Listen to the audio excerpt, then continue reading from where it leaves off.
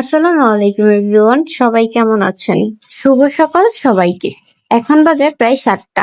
ঘুমটা ভাঙলো একটু আগেই। ঘুম থেকে উঠে ভাবলাম আজকে আপনাদের সাথে এই দিনটা শেয়ার করি। মাশাআল্লাহ, আজকে বাইরের ওয়েদারটাও খুব সুন্দর। সকালে নাস্তা করে আমি চলে গিয়েছিলাম রান্নাঘরে দুপুরে রান্না করার জন্য। সকাল থেকেই ভাবছিলাম যে দুপুরের জন্য কি রান্না করব।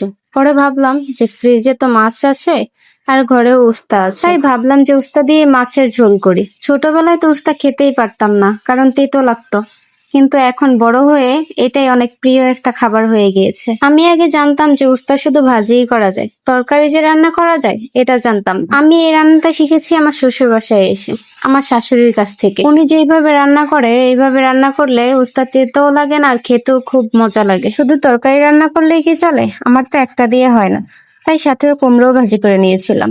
মাশাল্লাহ, রান্না করার সময় যদি এরকম ওয়েদার দেখা যায় তাহলে আর কি লাগে। হালকা বাতাস, একটু মিষ্টি রোদ, সাথে নদীর ঢেউর শব্দ, সব মিলিয়ে যেন কি সুন্দর একটা মুহূর্ত। আর সাথে তো রান্নার শব্দ আছেই। এই সবকিছু মিলিয়ে যেন প্রকৃতি সুন্দর একটা অনুভূতি তৈরি করে, যা কখনো প্রকাশ করার মতো নয়। এইদিকে আমি রান্না বান্না শেষ করে থালা বাসন ধুয়ে নিয়েছিলাম আর সবকিছু মুছে নিয়েছিলাম, কারণ আমি রান্না করার পর যদি আমি সবকিছু পরিষ্কার না করি আমার কাছে সব অগোছালো মনে হয়। অগোছালো থাকলে নিজের কাছেও খারাপ লাগে, মনে হয় এই যেন কেউ এসে পড়লো আর তখন দেখে বলল মেয়েটা কত নোংরা, কত অপরিষ্কার। যদিও কেউ এসে বলবে না, তাও নিজের মনের মধ্যে এই ফিলিংসটা কাজ করে।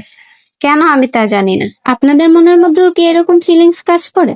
তাহলে কমেন্টে জানান। এদিকেও বিকেল হয়ে গিয়েছিল, এর মধ্যে আমার দুইটা ফ্রেন্ড আমাকে ফোন দিয়ে বলল যে একটু বের হ, তোর সাথে অনেকদিন দেখা হয় না। এমনিতেও সচরাচর আমি কোথাও যাই না, যদিও একা থাকি, কিন্তু আমার কোথাও ঘুরতে বা যেতে ভালো লাগে না। বিয়ের আগে তো আপনাদের ভাইয়াকে আমি অনেক বলতাম যে বিয়ের পর কিন্তু আমাকে প্রতি মাসে ঘুরতে নিয়ে যেতে হবে। প্রতি সপ্তাহে না পারো মাসে একদিন তো নিয়ে যেতে পারবেই। কিন্তু আসল ব্যাপারটা কি জানেন, যে আমি এখন কোথাও তেমন যাই না, আমার ঘুরতেও তেমন ভালো লাগে না।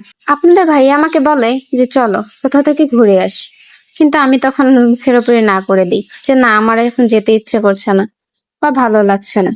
আবার যখন আমার ইচ্ছে করে তখন আবার তার সময় হয় না। এখন কি করা যায় বলেন তো?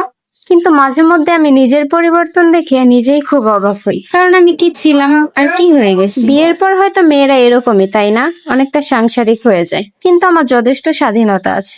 আমি যখন তখনই বের হতে পারি, আর কেউ কিছু বলবেও না। এটা হয়তো অনেক মেয়ের স্বপ্ন।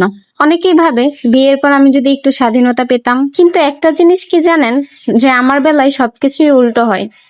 বিয়ের আগে আমি যেমন ছিলাম, বিয়ের পর আমি সম্পূর্ণ মানুষটা আলাদা। যেমন অনেক মেয়ের মুখে থেকে প্রায় আমি এই কথাটা শুনি যে বিয়ের আগে যে স্বাধীনতাটা পাওয়া যায়, বিয়ের পর কিন্তু এই স্বাধীনতাটা পাওয়া যায় না। কিন্তু আমার বেলায় সত্যিই উল্টো, কারণ আমি বিয়ের আগে কখনো বাবার বাসায় এরকম স্বাধীনতা পাইনি যে যখন তখন বাসা থেকে বের হব, কারোর সাথে ঘুরতে যাব, কখনোই না। যেটা আমি বিয়ের পর পেয়েছি আলহামদুলিল্লাহ। দোয়া করি প্রত্যেকটা মেয়ের শ্বশুর বাড়ি যেন এরকম ফ্রেন্ডলি হয়, তাকে একটু স্বাধীনতা দেয়, হাজবেন্ডটাও যেন সাপোর্টিভ হয়। একটা কথা সবসময় মনে রাখবেন, সংসার তখনই সুন্দর হয় যখন দুইটা মানুষের মনের মিল এক থাকে, তাহলেই দেখবেন সংসার অনেক সুন্দর। যাই হোক, অনেক কিছুই বললাম আপনাদেরকে। এইসব বলতে বলতে দেখি রাতও হয়ে গেল। এটা কি কোনো কথা বলেন তো?